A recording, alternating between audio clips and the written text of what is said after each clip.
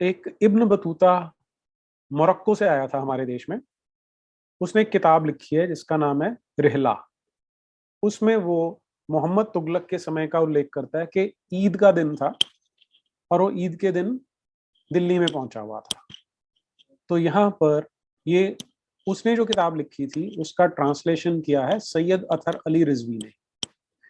ये नाम बताना इसलिए जरूरी है क्योंकि उसमें वो बोल देते हैं किसी ने गलत ट्रांसलेशन किया होगा, किसी काफिर ने कर दिया होगा, या काफिर से भी अच्छा होता है किसी संघी ने कर दिया होगा, क्योंकि इस तरह के लेबल लगा के उनको बचना होता है।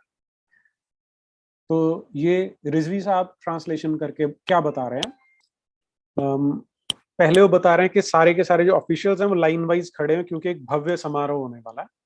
और फिर उस समारोह में मैं लास्ट वाली 7-8 लाइन्स पढ़ता हूं। सबसे पहले हिंदू राजाओं की पुत्रियां जो उस वर्ष युद्ध में बंदी बनाई जाती हैं आकर गाती नाचती हैं। उसके बाद वहां उपस्थित अमीरों और मुख्य परदेशियों को प्रदान कर दी जाती हैं। इसके बाद अन्य काफिरों की पुत्रियां आकर नाचती गाती हैं। जब वे नाच गा चुकती हैं तो सुल्तान उन्हें अपने भाइयों, संबंधियों, मलिकों के पुत्रों आदि को दे देता है। सुल्तान यह दरबार असर की नमाज के पश्चात करता है। दूसरे दिन पुनः इसी प्रकार असर के उपरांत दरबार होता है। उसमें गायिकाएं लाई जाती हैं। जब वे नाच गा चुकते हैं तो सुल्तान उन्हें ममलूक के अमीरों को दे देता है। तीसरे दिन सुल्तान के संबंधियों के विवाह होते हैं और उन्हें उपहार दिए जाते हैं। चौथे दिन दास मुक्त किए जाते हैं। पांचवें दिन दासियां मुक्त की जाती हैं। छठे दिन दास और दासियों का विवाह होता है। सातवें दिन बड़ी उदारता से दान करता है। अब आप केवल एक लास्ट सेंटेंस डाल दो कि वो राक्षस है जो साल भर हमले करके मर्दों को मार के उनकी बच्चियों को उठा के लाया है। उनको स्पेशली ओकेजन के लिए रखा जाता है कि उस दिन वो पहले नाचेंगी गाएंगी, फिर उन्हें खैरात की तरह बांटा जाएगा जहां लोग उनके बलात्कार करेंगे, और उसके बाद बड़ी उदारता से वो दान देता है। इन लोगों के नाम पर हमारे देश में सड़कें हैं। किसी भी सेल्फ रिस्पेक्टिंग देश में इस तरह की सड़कें एग्जिस्ट करना हमारे लिए शर्म की बात होनी चाहिए। तो जो मैं रेफरेंस ले रहा हूँ वो स्टोरिया डे मोगोर से ले रहा हूँ, जो निकोलाई मनुच्ची था, जो यहाँ हमारे देश में आया था और ये यहाँ पर लगभग 55 साल रहा। और इसने जो देखा, ऑब्जर्व किया, उसके बारे में इसने किताब लिखी है। तैमूर की अपनी लिखी हुई किताब है मलफुजती तिमूरी, या उसे तुजुकी तिमूरी भी कहा जाता है। उसमें वो अपने आप ही बताता है कि मेरे मन में जिहाद करने का विचार उठा था। वो अपनी किताब में लिखता है कि मेरे मन में जिहाद करने का मन किया क्योंकि मैंने ये सुना था कि हर मुसलमान को ये करना चाहिए, तभी वो एक सच्चा मोमिन कहलाता है। और इसमें उसको फायदा क्या है कि अगर तुम मार देगा तो वो गाजी कहलाएगा, अगर मर जाएगा तो शहीद कहलाएगा। तो इसके बाद मैं अब उसे हमला करना था, उसको डिसाइड करना था कि चाइना पे हमला करे क्योंकि चाइना में भी काफिर रहते हैं, या हिंदुस्तान पे हमला करे जहां पर मुशरिक या मूर्ति पूजा करने वाले रहते हैं।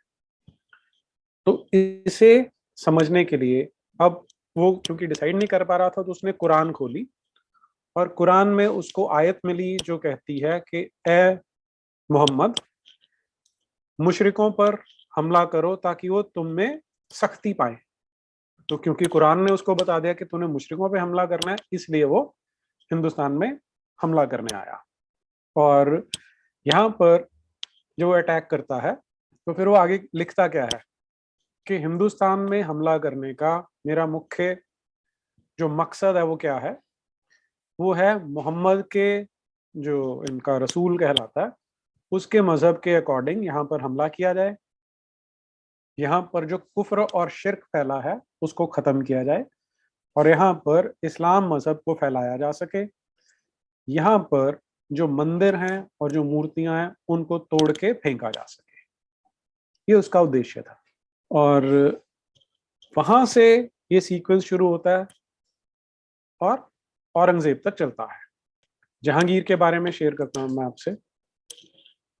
तो राजस्थान में पहुंच जाता है। वहां पर जो राजाओं ने मंदिर बनवा रखे थे वो तोड़वाए जा रहे हैं।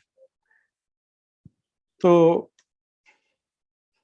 जब वहां इनकी सत्ता स्थापित होने, सत्ता नहीं कहना चाहिए, वहां पर विजय प्राप्त कर ली, वहां घूमने निकला तो वहां देखा एक बहुत सुंदर मंदिर बना हुआ है, और जो वराह अवतार थे उसकी बहुत बड़ी मूर्ति बनी हुई है कि उनके सींगों पर, उनके जो दांत हैं उन पर धरती टिकी हुई है।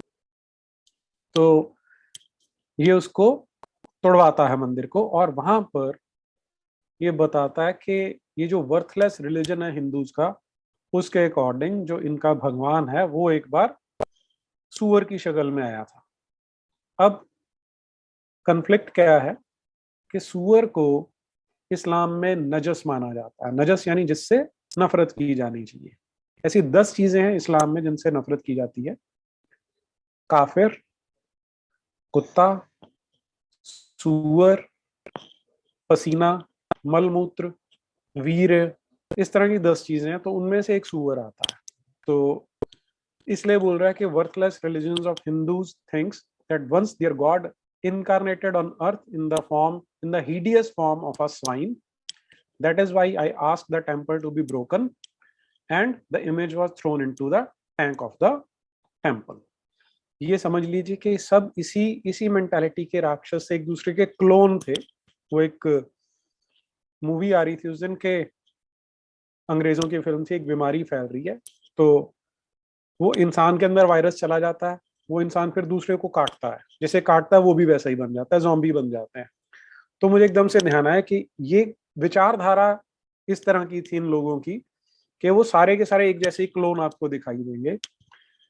और मुझे लगता है कि हमें कलेक्टिवली ये आइडेंटिफाई करना चाहिए कि इस तरह के लोग थे, और उनके नाम पर सड़कें हमारी पूरे पूर्वजों पर, हमारे समाज पर एक धब्बा है। इन्हें जितनी जल्दी मिटाया जाए उतना अच्छा होगा।